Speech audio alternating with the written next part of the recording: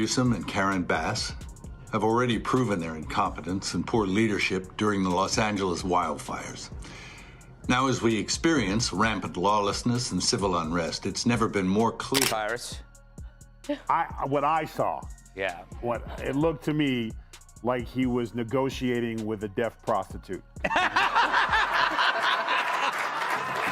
Mel Gibson stormed in like a one-man thunderclap, ready to unleash chaos as if he were auditioning for Mad Max, Governor's Edition.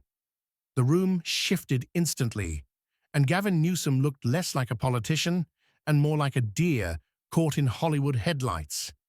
Then came Tyrus, swaggering in with the presence of a wrestling champion fresh off a SmackDown showdown.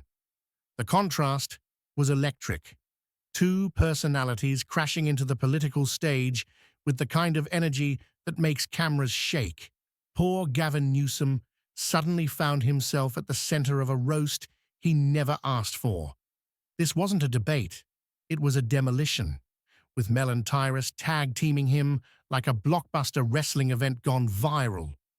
These two didn't just criticize him, they shredded his image like it was yesterday's tabloid. It wasn't a policy critique, it was a full-on Dear John letter, written in sarcasm and sealed with outrage. Turmoil. And I asked my fellow Angelenos, why are Gavin Newsom and Karen Bass still in office? How much more of their destructive decision-making masquerading as leadership are we going to tolerate? It's time to take back our community and our state and put the power and the privilege in the hands of competent leaders whose goals are to protect us and the way of life this nation was founded. Before we go deeper, hit that like button and subscribe, buckle up. Because this wasn't politics as usual, it was Hollywood's raw chaos colliding with heavyweight reality checks. The collision created sparks so bright, even Hollywood's brightest lights seemed dim. Mel Gibson isn't the type to sip tea quietly in the corner. He's the kind who flips the entire table and then tells you the tea was poisoned. That's exactly the energy he brought against Gavin Newsom, and it hit like a grenade. Gibson's cinematic style wasn't about battle paint this time. It was about exposing a walking shampoo commercial masquerading as a governor. His words landed like thunderbolts in a dry desert. If Gibson was the chaos grenade, Tyrus was the heavyweight anvil. His smirk alone carried the kind of sarcasm that could flatten a reputation in seconds.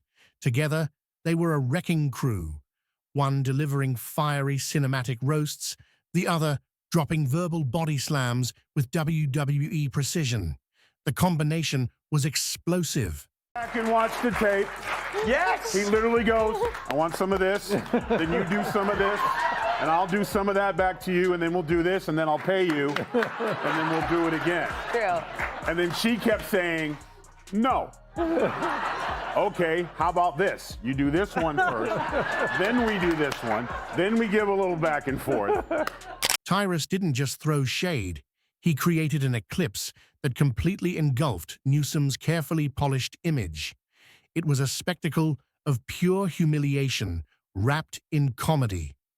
Watching this spectacle was like witnessing a reality show that turned into a roast battle. The governor had walked into the wrong storyline, and Gibson and Tyrus were writing the script live. Instead of being the leading man, Newsom looked like the sidekick who gets mocked before the real action begins. And that transformation was broadcast for everyone to see. The criticism wasn't dry or polite. It was cinematic, flamboyant, and merciless. Gibson's Hollywood fire mixed with Tyrus's wrestling grit, turning this into a roast for the ages. When your most savage critics aren't rival politicians, but a Hollywood icon and a wrestling commentator, you know you're in serious trouble. The ridicule cut deeper than any campaign ad. This wasn't just a hit piece. It was a demolition derby where Gavin Newsom's image was the car left smoking on the side of the track. Sparks flew as Gibson's words slammed into him again and again. governor strutted into the public eye like a wannabe president auditioning for a soap opera role. Did he leave out anything? I think there's about 100 other reasons too. Well, you can't, it's not his words when he speaks. Yeah. You have to watch him closely. And some genius decided not to film him any lower than the shoulder. Yes, did you? Yes. So what did he do? You couldn't see the hands. No, but he sent Morse code. But Gibson and Tyrus stripped away that performance in seconds. The illusion shattered. California's leader looked less like a future presidential hopeful and more like a Netflix character trapped in a parody series. And Gibson made sure the entire world saw the parody unfold. Mel Gibson didn't hold back for a second.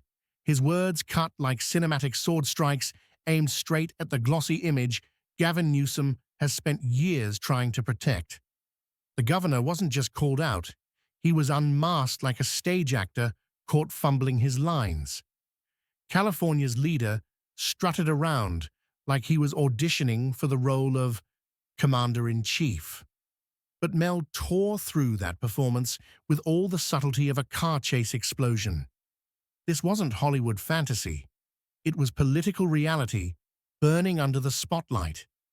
And just when Newsom thought it couldn't get worse, Tyrus stepped up with that signature smirk, tossing in blunt truths that landed like steel chairs in a wrestling ring. His style was direct, ruthless, and hilarious all at once. Tyrus made it clear that this wasn't about partisan rivalry, it was about the absurdity of a man who acts like he's destined for the Oval Office, while his own state crumbles like a broken movie set. Governor Gavin Newsom and LA Mayor Karen Bass, well, they were also suggesting that LA was under control. They had it covered while, of course, LA was essentially burning. And they've been blaming Donald Trump for all the chaos in LA, while Gavin Newsom has been trying to emerge as the strong leader of the Democrats as he eyes off the presidency in 3 years' time. But actor Mel Gibson has spoken out, blasting the governor and the mayor, rightfully so, for their disastrous leadership.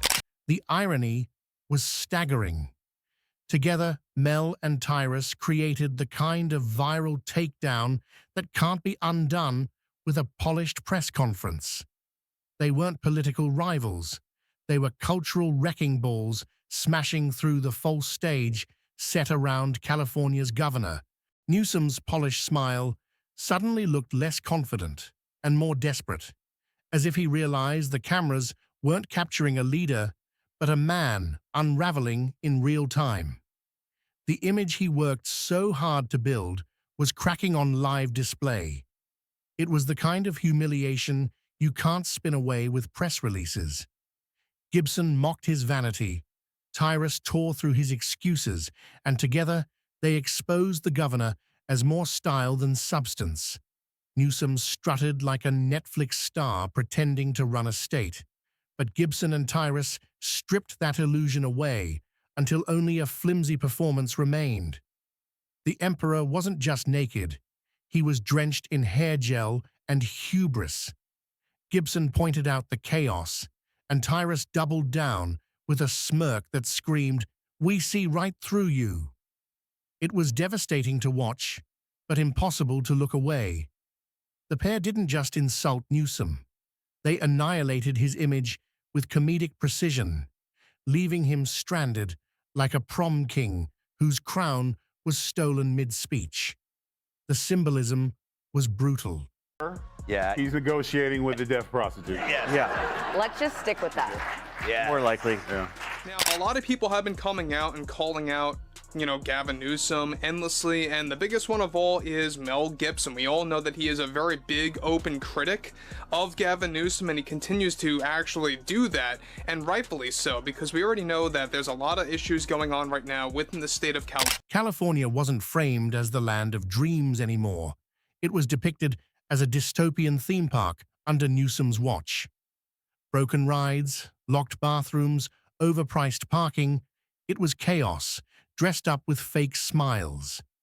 And instead of fixing it, Newsom polished his grin like it was his greatest achievement. Gibson mocked it with cinematic flair, calling him a walking poster for vanity in leadership. Tyrus followed with his trademark punchlines, turning the governor's reputation into a chew toy for his commentary. The squeak of shredded dignity echoed louder than any applause. The humiliation wasn't just in their words, it was in the delivery. Gibson's fiery intensity, paired with Tyrus's deadpan punches, created a 1-2 combo that flattened Newsom's credibility completely. For a man who dreams of the presidency, this was a nightmare scenario. He wasn't standing tall as a leader. He was stumbling through a comedy act written by his harshest critics. Gibson lost his house in these wildfires. And what you just saw there was an effort to recall the governor and Mayor Bass. Does his star power in this matter?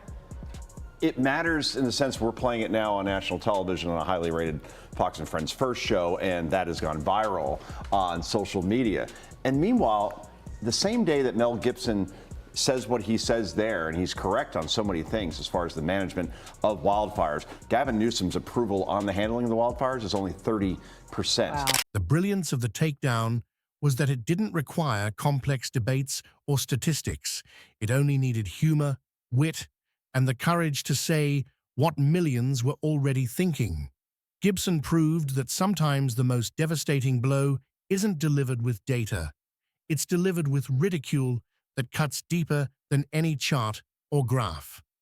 The roast itself became the headline. By the time Gibson and Tyrus were done, Newsom wasn't auditioning for the White House anymore. He was struggling to keep from becoming a running gag across the nation. The fall from glory was as scandalous as it was spectacular. California, under Newsom's watch, was painted not as a thriving state, but as a collapsing empire, where broken promises piled up faster than potholes on a neglected highway. Gibson used that imagery to devastating effect, reminding everyone that leadership isn't about looks, it's about results. He mocked the governor for strutting around like a soap opera star, practicing his serious leader face, while the streets told a completely different story. The contrast was painful, and Gibson hammered it home with ferocity. Well, speaking of full of I'm sorry, I'm confused. He's still governor, right? Yes. Yeah. So he could do something about it. That's the most irritating thing, is like, why did anyone say with a follow-up where he's like, the homeless situation is ridiculous? Follow-up question, aren't you governor? Yeah. Like, that's the difference. That's the difference between the radical left and President Trump. He'll talk about something as it's... Tyrus joined in with a sharp jab, comparing Newsom's leadership to a rigged amusement park ride, expensive to enter, broken once inside, and impossible to escape without losing everything. The crowd roared at the analogy. The two men tore through the governor's record with the precision of a tag team that knew exactly when to hit and when to hold. Gibson provided the spectacle, while Tyrus delivered the knockout blow with humor that stung. Even Newsom's trademark hair became part of the takedown. Gibson joked that if there were a tax break for pomade, California's debt would vanish overnight. It was funny, biting, and painfully true. Tyrus followed with a smirk, pointing out that great hair can't hide bad leadership. It only makes the disaster look prettier on camera. The punch landed with ruthless force. The governor, who once strutted like a presidential hopeful, was reduced to a parody of himself. Instead of inspiring confidence, he became the comic relief in someone else's blockbuster act. You can watch it. Look at the blinking. Blink, look. Meet me at the house. Like, he's blinking. He's sending... I'm getting there. Hey, just so you know, I'm not wearing pants. Ew. And then, look, he's blinking. And then eventually, the camera guy, realizing that he's signaling him, so he gets appalled, leans back, camera comes down, and then we're back to this. I'll do this for you. You do this for me a little. So he's saying whatever he's going to say. There it is. See? They couldn't hold him back. He's like, I'm not on film. Oh, I'm not. Nope. Oh. How much more of their destructive decision-making masquerading as leadership are we going to tolerate? It's time to take back our community and our state and put the power and the privilege in the hands of competent leaders whose goals are to protect us and the way of life this nation was founded upon and promises to offer. That's all. It was the kind of roasting that stings more than policy arguments ever could. Gibson and Tyrus weren't just pointing out flaws.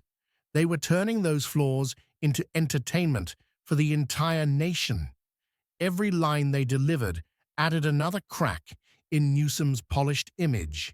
Each jab peeled back a layer until nothing was left but a hollow performance hiding behind a grin. California, once marketed as the land of sunshine and opportunity, was described like a dystopian Netflix backdrop.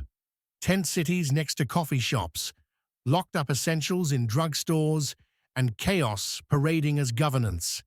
Gibson unleashed cinematic-sized insults, making it clear that he saw through the facade. He declared California under Newsom less like a state and more like a Hollywood flop straight to the bargain bin. Tyrus was relentless, treating Newsom's ambitions like a comedy sketch gone wrong. He didn't need flowery words. His blunt observations alone were enough to send the audience into hysterics. The combined effect was devastating. Newsom wasn't just criticized, he was dismantled in front of millions. The governor's brand collapsed like a stage prop kicked over mid-performance. He's playing with us. Meet me at my house. You get mine. I get yours. It'll work out. Paul, are they capable of soul searching? It feels like the party itself has no soul. Yeah, I know, they have no soul. You know, it's a really interesting statement. If you just kind of, you can break it in two. He spends the whole first part of that saying, we lost because this. Essentially what he says is, folks, we were on the wrong side of every issue last. Instead of the future of the Democratic Party, Newsom looked like a Scooby-Doo villain unmasked at the end of the show. Phony, predictable, and embarrassing. The roast cut deep into his image. The brilliance was in the timing. Just as Newsom polished his national ambitions, Gibson and Tyrus tore them apart with savage precision. His audition tape turned into a blooper reel, and the more Newsom ignored them, the worse it looked. If he fired back, he'd lose. If he stayed silent, their words echoed louder. It was the ultimate lose-lose trap. The emperor wasn't just without clothes. He was drowning in hair gel, smirks, and self-delusion. Gibson and Tyrus made sure the world saw the parody for exactly what it was. What remained after their tag team spectacle was a blueprint for dismantling political illusions. No charts, no graphs, just raw ridicule that pierced through the spin. Simplicity became the most powerful weapon. The governor's carefully curated persona had been reduced to rubble. Gibson and Tyrus didn't just roast him, they dragged him off the political stage, leaving behind nothing but smoke, laughter, and the echo of shattered ambitions. The humiliation was complete, and the nation had witnessed it. Gavin Newsom, once eyeing the presidency, had been transformed into a punchline, and thanks to Gibson and Tyrus, the joke wasn't going away anytime soon.